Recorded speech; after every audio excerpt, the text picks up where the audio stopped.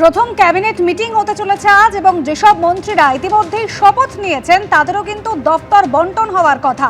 এরই সঙ্গে নবান্ন সভাঘরে প্রথম প্রশাসনিক বৈঠক করার কথা রয়েছে মুখ্যমন্ত্রী শুভেন্দু অধিকারী। বিকেল 5টায় উচ্চ পর্যায়ের বৈঠক, যাতে উপস্থিত থাকছেন রাজ্য পুলিশের ডিজি, এডিজি, আইজি থেকে কলকাতার পুলিশ কমিশনার সহ সর্বস্তরের শীর্ষ পুলিশ কর্তারা। আমাদের প্রতিনিধি কৃষ্ণেন্দু অধিকারী সরাসরি রয়েছেন আমাদের সঙ্গে। কৃষ্ণেন্দু, একেবারে শুভেন্দু অধিকারীর শপথ নেওয়ার পরই এটা স্পষ্ট করে দিয়েছিলেন যে রাজ্যের আইন শৃঙ্খলা পরিস্থিতি নিয়ন্ত্রণে রাখাই নতুন সরকারের অগ্রাধিকার। তারপর আজকের এই হাই প্রোফাইল বৈঠক।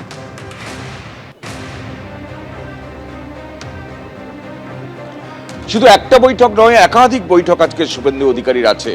মুখ্যমন্ত্রী হওয়ার পর শুভেন্দু অধিকারীর ইনিংস শুরু হচ্ছে আজকে বলা যেতে পারে। আজকে তিনি প্রথম অফিস করবেন এবং সেই অফিসের ছবিটা আমাদের ক্যামেরা পার্সন অজয় দাসকে বলবো একটু দেখাতে। গার্ড অফ অনার দেওয়ার জন্য প্রস্তুতি একদম তুঙ্গে। নবান্ন সভাঘরের যে পাশে এই গার্ড অফ অনারের একটা মঞ্চ তৈরি করা হয়েছে এবং এখানে প্রচুর আধিকারিক এবং অফিসাররা ইতিমধ্যে এসে পৌঁছেছেন এবং এখানে গার্ড অফ অনার নিয়ে মুখ্যমন্ত্রী শুভেন্দু অধিকারী একদম সরাসরি নবান্ন সভাঘরে যাবেন। প্রথম বৈঠকই হবে মন্ত্রিসভার বৈঠক। তুমি জানো যে 5 জন মন্ত্রী শুভেন্দু অধিকারী মুখ্যমন্ত্রী হিসেবে শপথ নেওয়ার পাশাপাশি 5 জন মন্ত্রী ইতিমধ্যে শপথ নিয়েছেন মন্ত্রী হিসেবে।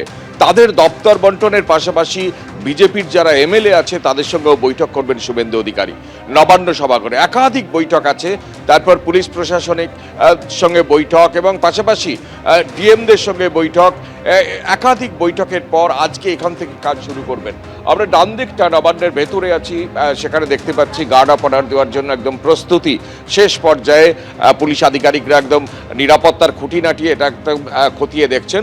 গার্ড অফ অনারের জন্য প্রস্তুতি নেওয়া হয়েছে এবং আজকে যেগুলো কৌতূহল থাকবে অবশ্যই যে মুখ্যমন্ত্রী হিসেবে তার প্রথম দিনে শুভেন্দু অধিকারী কি কি সিদ্ধান্ত নেন। মন্ত্রিসভার বৈঠকে মন্ত্রীদের তো দপ্তর বন্টন হবে, সে তো কৌতূহল আছে যে দিলীপ ঘোষ, অগ্নিমিত্রা পাল, অশোক কীর্তনিয়া বা নিশীথ প্রামাণিক কিংবা ক্ষুদিরাম টুডু 5 জন যে বিধায়ক যে মন্ত্রী হিসেবে শপথ নিয়েছেন ব্রিগেডে শনিবার প্রধানমন্ত্রীর উপস্থিতিতে, তাদের কি কি দপ্তর দেওয়া হবে, পাশাপাশি অন্যান্য মন্ত্রী কারা হবেন সে নিয়েও একটা বিধায়কদের সঙ্গে বৈঠকে একটা তার মানে প্রস্তুতি শুরু হবে। এবং পাশাপাশি রাজ্যের আইন শৃঙ্খলা, যে কথাটা তুমি বলছিলে যে রাজ্যের আইন শৃঙ্খলা নিয়ে বিস্তর অভিযোগ কিন্তু বিগত সরকারের সময়ে ছিল এবং সেই অভিযোগ আমজনতা যেমন তুলেছিল এবং স্বয়ং বিরোধী দলনেতা থাকাকালীন শুভেন্দু অধিকারী বারবার আঙুল তুলেছিলেন এবং সেই আইন শৃঙ্খলা ফিরিয়ে আনতে, রাজ্যের আইন শৃঙ্খলার অব্যবস্থা দূর করতে কি কি পদক্ষেপ করা যায় সেই ব্যাপারেও শুভেন্দু অধিকারী কিন্তু আজকে যারা পুলিশের আধিকারিক আছেন তাদের উচ্চপদস্থ আধিকারিক তাদের সঙ্গে বৈঠক করবেন। এবং সর্বোপরি রাজ্য মন্ত্রিসভার প্রথম বৈঠকে কি কি সিদ্ধান্ত নেওয়া হবে এটা একটা চমক থাকবে।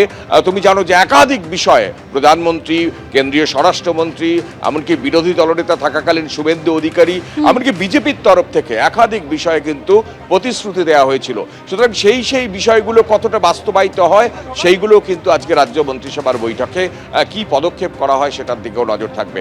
সব মিলিয়ে নবান্ন সেজে উঠেছে প্রথম বিজেপি সরকারের প্রথম মুখ্যমন্ত্রীকে বরণ করার জন্য, উদযাপনের জন্য। মুখ্যমন্ত্রী আসার পর তারপর গার্ড অফ অনারের পর তার একের পর এক প্রশাসনিক বৈঠক শুরু হবে। ধন্যবাদ কৃষ্ণ। এদিকে রাজ্যে পালাবদল হয়েছে, ক্ষমতায় এসেছে বিজেপি সরকার। আর অন্যদিকে তৃণমূল কংগ্রেসের ভরাডুবি নিয়ে একের পর এক অভিযোগ তৃণমূলের 2 সাসপেন্ডেড নেতার, রিজু দত্ত এবং কোহিনুর মজুমদার। দুজনেই সোজাসুজি আঙুল তুলেছেন অভিষেক বন্দ্যোপাধ্যায়ের দিকে। কার্যত তুলোধনা করে ছাড়লেন সাসপেন্ডেড 2 তৃণমূল নেতা যারা একসময় মুখপাত্র ছিলেন। এই উদ্ধত্ততাই দলের হারের পেছনে মূল কারণ। 3টে কারণ। প্রথম কারণ হচ্ছে আইপ্যাক। তৃণমূলকে শেষ করার পেছনে অভিষেক বন্দ্যোপাধ্যায় এবং মমতা বন্দ্যোপাধ্যায় তার প্রতি অন্তঃস্নেহ। দুজনেই ছিলেন তৃণমূলের মুখপাত্র, দলের হয়ে গলা ফাটাতেন। শাসক দলকে ডিফেন্ড করে বিরোধীদের কাউন্টার অ্যাটাকে যাওয়াই ছিল কাজ, কিন্তু ভোটের ফল বেরোতেই উলট পুরাণ। তৃণমূলের শোচনীয় হারের পর দল নিয়ে মন্তব্য এবং বিজেপির প্রশংসা করে দল থেকে সাসপেন্ড হয়েছেন রিজু দত্ত এবং কোহিনুর মজুমদার। আর সাসপেন্ড হওয়ার পরে তৃণমূলের হার নিয়ে চাঞ্চল্যকর দাবি করেছেন এই 2 মুখপাত্র। কারো নিশানায় অভিষেক বন্দ্যোপাধ্যায়, তো কেউ দায়ী করলেন আইপ্যাককে। অভিষেক বন্দ্যোপাধ্যায় 3টের সময় ক্যামাক স্ট্রিট ঢোকে, 6টার সময় ক্যামাক স্ট্রিট বেরিয়ে যায়, ওই সময় ক্যামাক স্ট্রিটে মাছি ঢুকতে পারে না। অভিষেক বন্দ্যোপাধ্যায়ের কাছের হতে গেলে আপনাকে তন্ত্র মতে পুজো করতে হবে, প্রপার মন্ত্র, প্রপার তন্ত্র, প্রপার নৈবেদ্য এবং কিছু সময় প্রপার দক্ষিণা না হলে ভগবান একেবারেই খুশি হতেন না। বিগত 6 মাস ধরে তৃণমূল কংগ্রেস একটা রাজনৈতিক সাংগঠনিক দল, সেই দলটাকে চালিয়েছে একটা ব্যবসায়িক সংস্থা যার নাম আইপ্যাক। আর দিদি এবং অভিষেকদা দুজনেই অন্ধের মতো তাদের বিশ্বাস করেছে। তারা আমাদের থেকেও টাকা নিয়েছে, তারা বিজেপির সাথেও সেটিং করেছে, দিয়ে দলটাকে পুরো ভোগে পাঠিয়ে দিয়েছে। রিজু দত্ত এবং কোহিনুর মজুমদার দুজনকেই 6 বছরের জন্য সাসপেন্ড করেছে তৃণমূল। অভিষেক বন্দ্যোপাধ্যায়ের নেতৃত্বে একটা সাবোটাজ হয়েছিল মমতা বন্দ্যোপাধ্যায়ের সরকারকে ফেলে দেওয়ার, সেটা আরজিকর মুভমেন্টের সময়। আর যারা আরজিকর মুভমেন্টের সময় আন্দোলন করেছিলেন, সেটাকে রিফিউজ করেছিলেন, তাদের সবাইকে সাইডলাইন করার চেষ্টা করেছে অভিষেক বন্দ্যোপাধ্যায়, ইনক্লুডিং মি।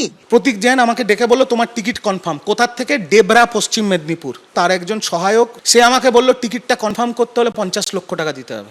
ধরুন একটা বিধানসভায় 4 জন স্বপ্ন দেখছে বিধায়ক হবে, ওরা 4 জনকেই গিয়ে বলতো তোমরা বিধায়ক হবে, বলে যার কোনো চান্স নেই তার থেকে নিত 20 লাখ টাকা,